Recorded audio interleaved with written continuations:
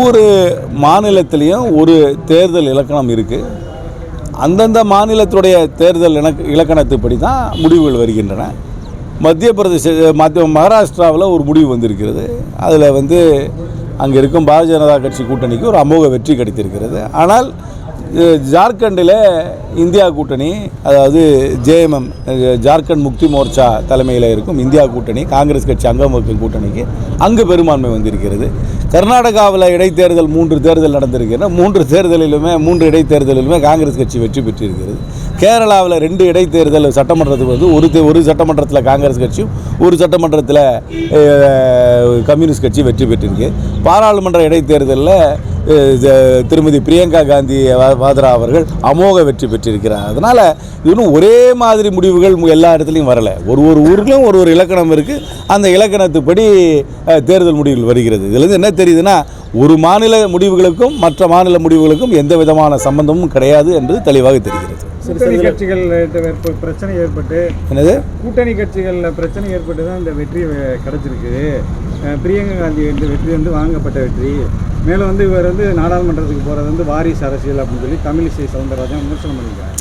இது என்ன வாரிசு அரசியல்னா, நான் பிஜேபியில் எத்தனை இருக்கிற வாரிசுகள் பட்டியலை நான் சொல்லுவேன். மக்கள் நேரடியாக தேர்தலை சந்தித்தார்கள். தேர்தலிலே மகத்தான வெற்றியை பெற்றிருக்கிறார்கள். யாருக்கும் கிடைக்காத மெஜாரிட்டி இன்றைக்கி பிரியங்கா காந்தி அவர்களுக்கு வயநாடில் கிடைச்சிருக்கு. அதை பாராட்டினவே தவிர அதுக்கு இல்லாமல் இந்த மாதிரி எல்லாம் சறுக்கி விழுந்ததுக்கப்புறம் சாக்கு போக்கு சொல்கிறது முன்னாள் ஆளுநருக்கு தென்சென்னையில் தோல்வியடைந்த வேட்பாளருக்கு அழகாக இல்லை. வயநாடு தேர்தலில் மக்களை ஏமாற்றிருக்காரு ராகுல் காந்தி. என்னங்க, ரெண்டு தொகுதியில் நிற்கிறது. பல தலைவர்கள் 2 தொகுதியில் நிற்கிறாங்க. ஆனால் சட்டப்படி ஒரு தொகுதியில் தான் பாராளுமன்ற உறுப்பினராகவோ சட்டமன்ற உறுப்பினராக இருக்க முடியும்.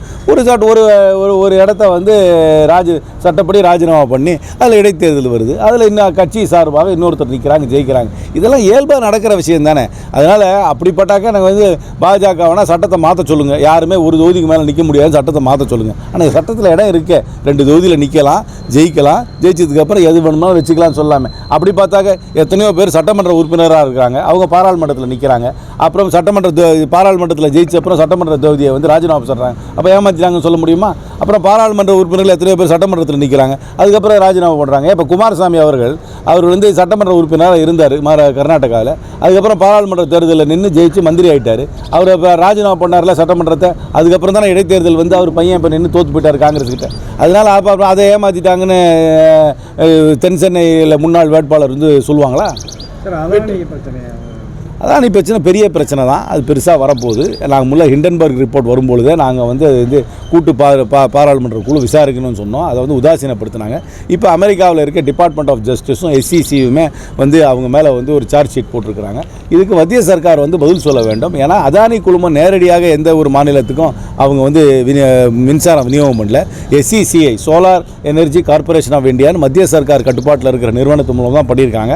ஆனால் அந்த எஸ்சிசிஐக்கு முழு சப்ளை கொடுத்தது அதானி குழுமம் தான்.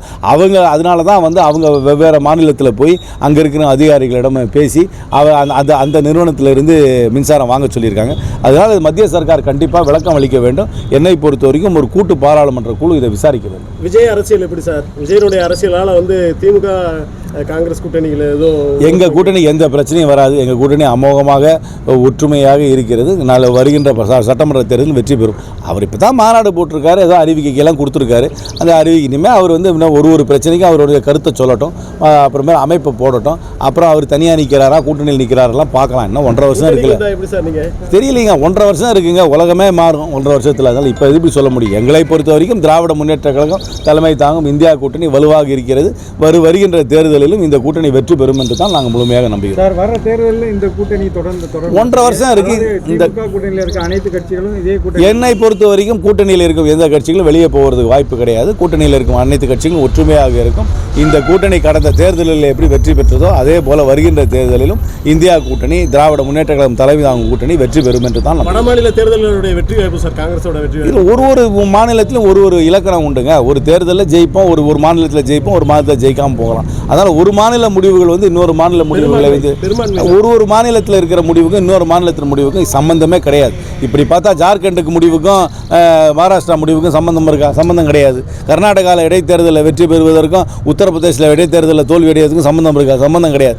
அந்தந்த மாநிலத்தில் நடக்கிற தேர்தல் அந்தந்த தேர்தல் தான், அவ்வளோதான். ரஜினிகாந்த் சீமான சந்திச்சு வந்து தமிழக அரசியலில் பேச பொருளாயிருக்காரு. அடுத்ததாக படம் எடுக்கலாம், 2 பேரும் சேர்ந்து பண்ணணும்.